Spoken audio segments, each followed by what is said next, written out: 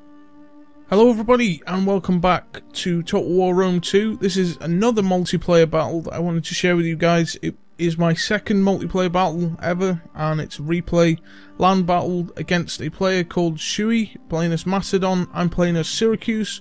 This time I got to actually have time to pick an army, so let's get started.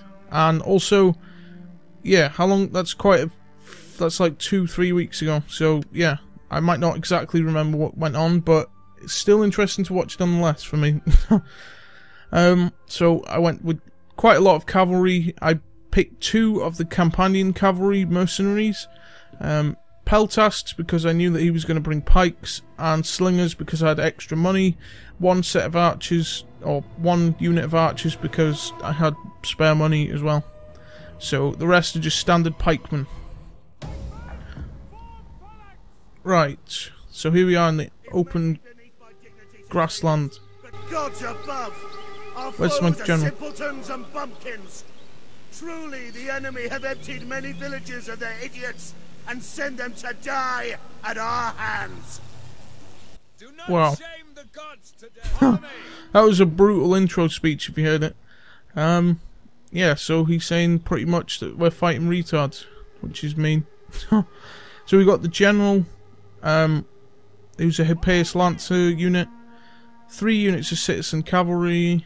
What else we got? We got mercenary companion cavalry over here hidden, and citizen cavalry over here hidden. So these guys, I noticed he's moving his shot cavalry down this side, and shot cavalry are crap in melee combat, so heavy cavalry are really good against dealing with them, as long as you can brace for the charge. So that's something handy.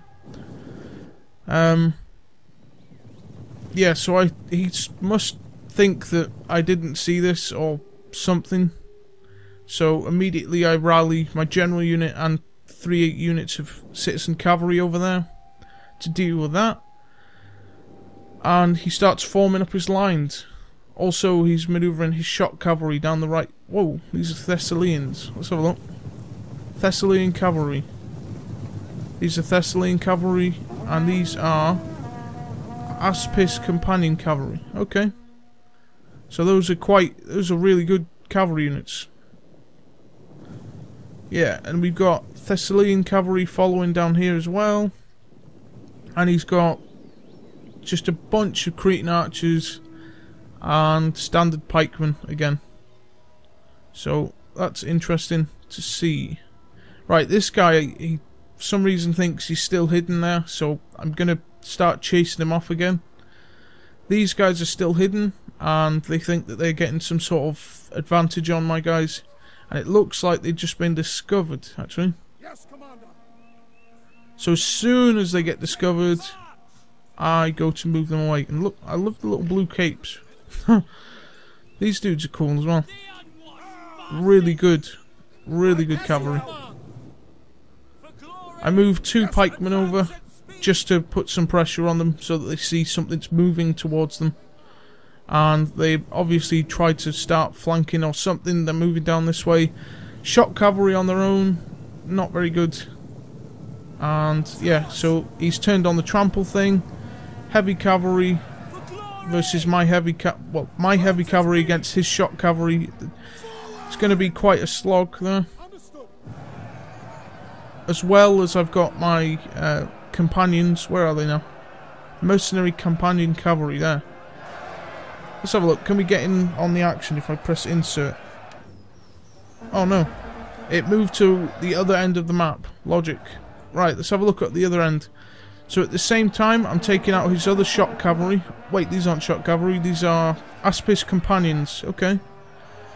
So, obviously this charge didn't work ideally, so I break off one of the general unit to try and get some distance.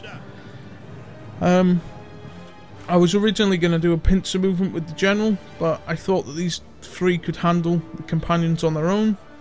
I should probably have broken them up into multiple divisions or whatever and surrounded properly, but that didn't happen because I was concentrating on this side. So here we go. Trying to surround them with my pikemen, but for some reason pikes aren't very good at advancing, and yeah, so my citizen cavalry here is taking a hit, but because these guys are routing, they stop routing, so that's good. But now the shock cavalry are coming in for a charge, which is their strong suit, and that was probably one of the like decisive thingies that happened here, that charge, because I think, if I remember rightly, some of these units start routing and my pikemen have to mop them up. So here we've got another cavalry battle going on the left wing. So at this moment I'm like microing on both sides, which I was kind of proud of actually. So obviously I'm picking them off one by one, three or even 3 on one and the general unit. It's obviously going to pick off their cavalry one by one, especially when they haven't committed them all. So I'm getting leveling up as well, level ups or whatever, troop experience up. And these guys are going to just retreat all the way back to the lines, and I'm going to let them so that I can reorganize my lines and give my guys a rest. And these shock cavalry are going to retreat as well. So I'm going to form up my pike line just in case he decides to advance. And I return my cavalry. So I'd say we won this battle on the right. Since we forced them to withdraw. Keeping the pressure on them and all that. General unit is also a really strong one here. Health and armor are really high. So yeah, these guys, hey, they've got little flares on the horses. Didn't notice that. Cool.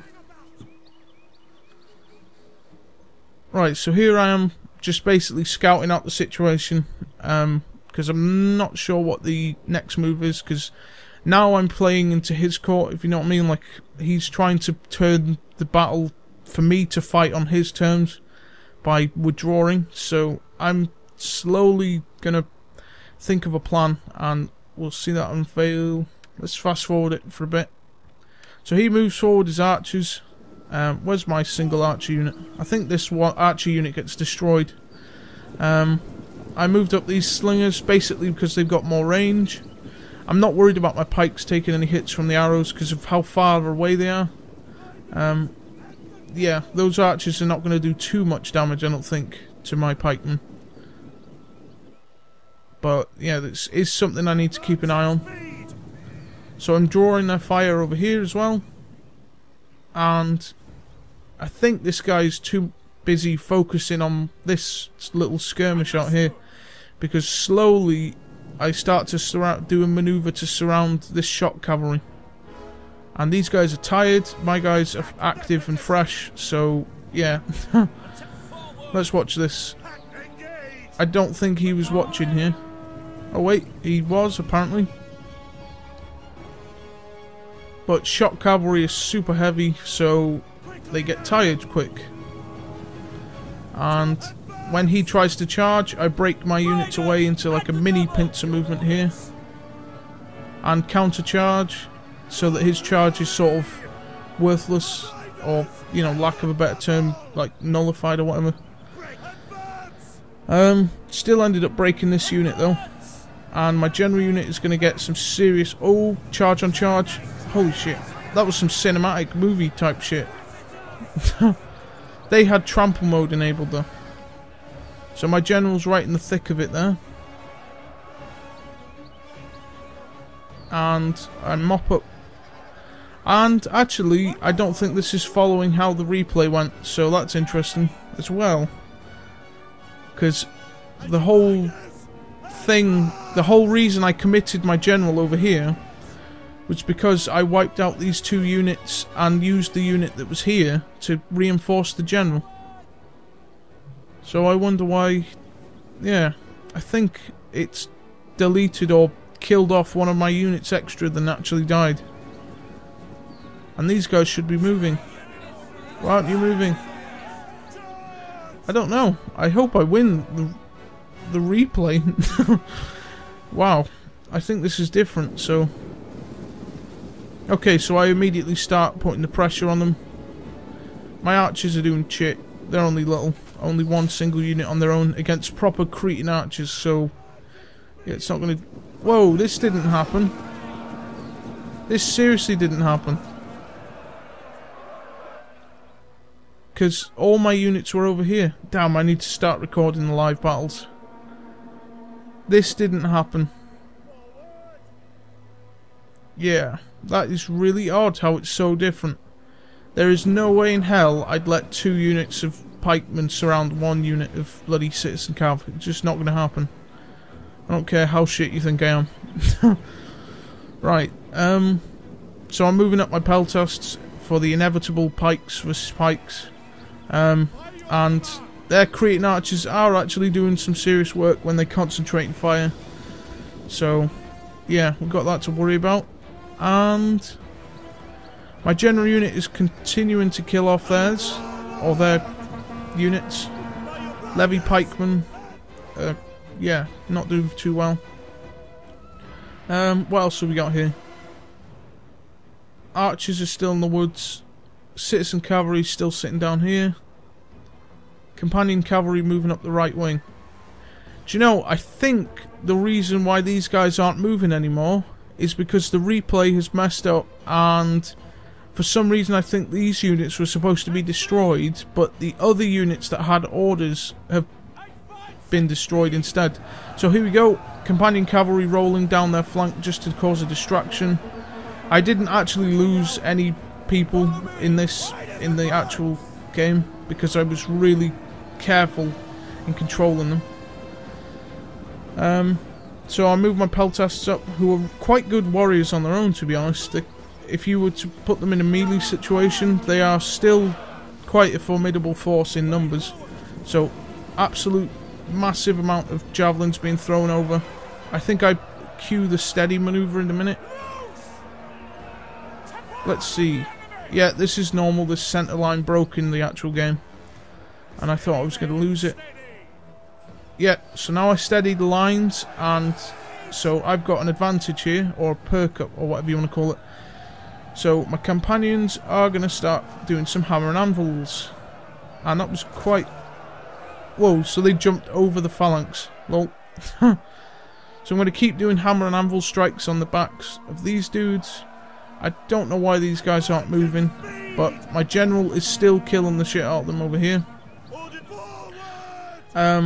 In the game, I had like 2 or 3 units of cavalry left over, and these guys were like a thin line against stopping me from charging. So I did like a sweep round here with 3 units of cav and hit them right in the backs, like went around, and I thought it was a really neat piece of micromanagement. I wish I'd have recorded the live battle now and commentated over it like afterwards or whatever, but that didn't happen. So my peltas, I think these guys are out of ammo now. Yeah, I think so. So as you can see, I have now got a decisive advantage against the enemy. All he's got is his Cretan archers and a couple of units of pikes, and I've wiped out the rest of his army. These are just ordinary pikemen. Yeah, okay.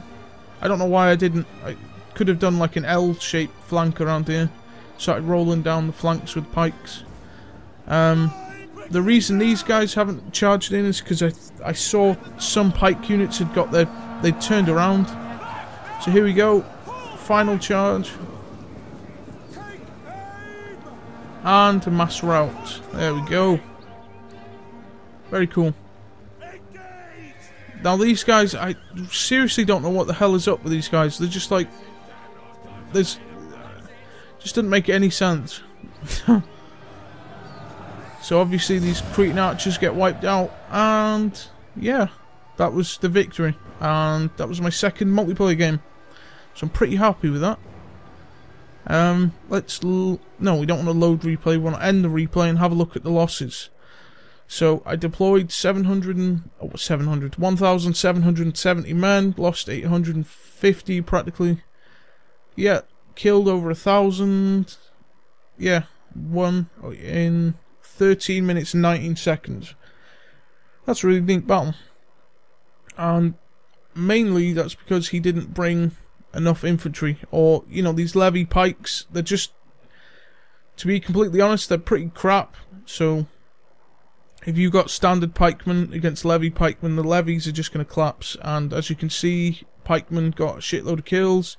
Peltas got a load of kills, but my cavalry were the decisive ones in that. Particularly the mercenaries that I brought along. And yeah, same with him. His mercenaries did a lot of the killing.